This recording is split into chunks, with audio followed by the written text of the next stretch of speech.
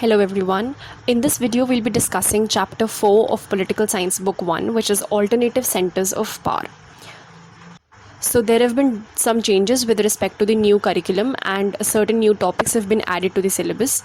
So we'll be covering that as well. तो अभी तक जो हमने पॉलिटिकल साइंस में पढ़ा that is the cold war era, the disintegration of USSR and American hegemony. So let us just have a brief recap of it. तो cold war era में हमने पढ़ा that the world was living in a bipolar structure in the sense that there were two superpowers, one was USA and the other one was USSR. So this bipolar world emerged after the end of the Second World War, that is after 1945. और ये bipolar structure 1990s तक रहा. In the 1990s, the USSR disintegrated and there was emergence of a unipolar world. Unipolar world means single superpower. तो अब the single superpower was America, that is USA. Right, so we've discussed about the hegemony of USA in the last video. तो अब इस American hegemony को challenge करने के लिए certain alternative centres of power emerged. तो अभी तक जो पावर थी that was concentrated in USA. And for the establishment of a stable world order it is important कि जो पावर है वो एक जगह पे कॉन्सेंट्रेटेड ना रहे, which is why it was important that alternative centres of power came into existence. तो कुछ examples of this alternative centres of power are the European Union, the ASEAN, which is the Association of Southeast Asian Nations, SAARC, which is the South Asian Association for Regional Cooperation, the BRICS, the letters of which stand for the initials of the country's name. For example, B stands for Brazil, R stands for Russia, I stands for India, C stands for China, and S stands for South Africa. तो ये तो हो गई associations या organizations which were alternative centres of power और which posed a challenge to the existence of a unipolar world. Then कुछ ऐसी countries भी हैं which emerged and posed a challenge to US hegemony because ये countries जो हैं वो massive powers बन गई. For example Russia, China, Israel and India. तो हम इन सब टॉपिक्स के बारे में डिस्कस करेंगे because all of them are a part of your syllabus. Now let us start with the first organization which we have, which is the European Union. So the end of the Second World War brought ruins to the economies of Europe. This is because जो Second World War थी उसमें majority of the countries which were involved were from the European continent. Europe, we can say, was the hub of this Second World War. It was the center of the Second World War. So because there was huge destruction because of this Second World War, it was important to integrate the European economy. So the process of European integration, it began after 1945, right? Second World War की duration थी from 1939 to 1945.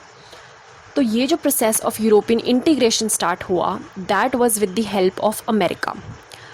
USA was the one which provided aid to these European countries under the Marshall Plan. So the Marshall Plan is also known as the European Recovery Program. तो इसमें क्या था? It was a US program providing aid to the Western European countries following the devastation of the World War II. तो this specifically targeted to the Western European countries. तो हमने पढ़ा था in the chapter of Cold War that in order to expand their influence, in order to assert their authority, US and USSR, they were trying to bring countries under their influence. वो try कर रहे थे कि ज़्यादा से ज़्यादा countries उनकी ideologies को follow करें. For example, USA was trying that majority of the countries they follow the capitalist model and democracy, right, which US propagated, and USSR wanted that majority of the countries should follow communism and socialism. So when the world was divided in two power blocks, the western part of Europe was aligned with USA and the eastern part of Europe was aligned with USSR, right? तो US ने जब ये recovery program initiate किया, it was to provide aid to Western Europe. Fine. This particular program was enacted in 1948 and it provided more than $15 billion to help finance rebuilding efforts on the continent. And why was it considered as the or called as the Marshall Plan? Because it was the US Secretary of State George C. Marshall who was the brainchild of this particular plan. तो उनके नाम पे ही ये plan रखा गया. तो अब USA ने जो इतनी एड दी है वो ऑब्वियसली सेल्फलेस पर्पसेस के लिए तो दी नहीं. So the basic purpose of giving this was to halt the spread of communism on the European continent. This particular plan, this particular action is also considered to be as the beginning of Cold war.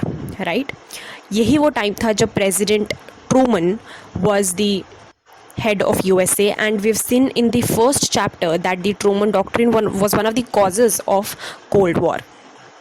Further, a collective security structure was also built under NATO, which is the North Atlantic Treaty Organization. So we've discussed about NATO in the first chapter as well. So under this Marshall Plan, there was this Organization for European Economic Cooperation, that is OEEC, which was established in 1948. इसका main purpose था to ensure cooperation on trade and economic issues between these Western European states as well as between Western European states and USA, right?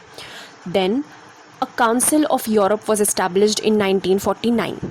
तो OEEC का जो main purpose था that was to cater to the economic demands. However, धीरे धीरे this particular alliance or association was turning into a political association as well. So the establishment of the Council of Europe was first step towards the political cooperation. So an entire process, a step-by-step process, a timeline of the European integration is provided in the book. So you can study that. There is establishment of ECSC, which is European Coal and Steel Community. Then there was establishment of EEC, which is the European Economic Community, and so on. So dhire dhire different countries were joining these associations, organizations, right? Then there was a European Parliament which was also created, and then there were direct elections which were held to the European Parliament in 1979. Ultimately, this particular treaty was signed on 7th Feb 1992, which led to the establishment of European Union. I am not aware of the pronunciation of this word, but this is a town in the country of Netherlands, right? So because the treaty was signed here, therefore it is named this way. So European Union at present consists of 27 countries, right? The capital of European Union is considered to be Brussels, which is a city in Belgium, and which is also the capital of Belgium. So by virtue of the establishment of European Union, a foundation was laid for a common foreign and security policy, cooperation on justice and home affairs, and the creation of a single currency. So different countries of the EU, they participate, they cooperate on different issues, be it economic, political, diplomatic, military, etc. The European Union has its own flag, its own anthem, and its own currency, right? Countries के अपने flag, अपने anthem, अपनी currency तो है ही, but there is a common currency, common flag, common anthem as well. However, there is no common constitution of European Union, right? This you have to remember. So before discussing the achievements and the limitations of European Union, let us have a brief look at the map of European Union as well as the flag. So the 27 member states of European Union are Austria, Belgium, Bulgaria, Croatia, Cyprus, Czech Republic, Denmark, Estonia, Finland, France, Germany, Greece, Hungary, Ireland, Italy, Latvia, Lithuania, Luxembourg, Malta, Netherlands, Portugal, Poland, Romania, Slovakia, Slovenia, Spain, and Sweden. Then the map of EU is really a circle of 12 stars on a blue field. So 12 is a symbol of perfection and entirety. Therefore, there are 12 stars symbolizing unity between the members. Also, the stars are golden in color, which is to symbolize glory and enlightenment. Then the blue background resembles the sky and symbolizes truth and intellect. So that's all for the map as well as the flag. Now let us come on to the achievements of European Union.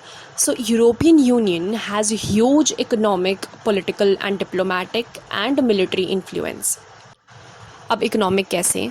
So the European Union is the biggest economy in the world. Then it has a huge share in world trade. Plus, it also influences economic organizations like the World Trade Organization, the International Monetary Funds, and so on, right? Then, with respect to political and diplomatic influence, Britain and France, which are a part of EU. So Britain is not really a part of EU as of now. Britain has formally withdrawn from European Union. But talking of the pre-Brexit phase, Britain and France, which were members of European Union, they are also the members of United Nations Security Council, which is one of the most important organizations when it comes to United Nations. Then there are several countries of European Union which are also the non-permanent members of UNSC. So up to you have to make certain changes with respect to the current developments because Britain is no longer a part of European Union. Then coming on to the military influence, European Union's combined forces, they are the second largest in the world after US. Then when it comes to defense expenditure, European Union is second after the US. हमने US hegemony वाले chapter में discuss किया था that US is the largest spender on defense, and European Union is also the second most important source of space and communication technologies. So this way it has huge economic, political and military influence. There are certain limitations of this organization as well. So European Union consists of certain countries, certain very big countries, right? So it is obvious that there would be certain issues where these countries would not go hand in hand. So there are certain topics where these countries, they frame contrasting policies, right? And they do not agree upon. For example, when we discussed chapter 3, हमने discuss किया था about the Iraq invasion, right, which USA did. तो उसमें when the coalition of the willing was formed, there were certain members of European Union which were a part of that. Even Britain was a part of that. However, there were certain countries, for example Germany and France, which was opposed to this American policy. Then another limitation of EU is deep-seated Euroscepticism. So skepticism is doubt. So because these countries, these member states of EU are themselves so big, so huge, there is always some sort of doubt while aligning with other partners.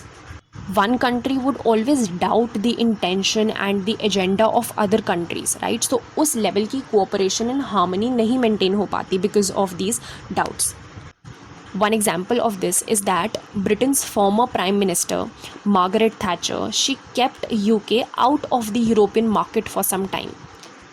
Then initially, Denmark and Sweden, they resisted the signing of this treaty, the 1992 treaty.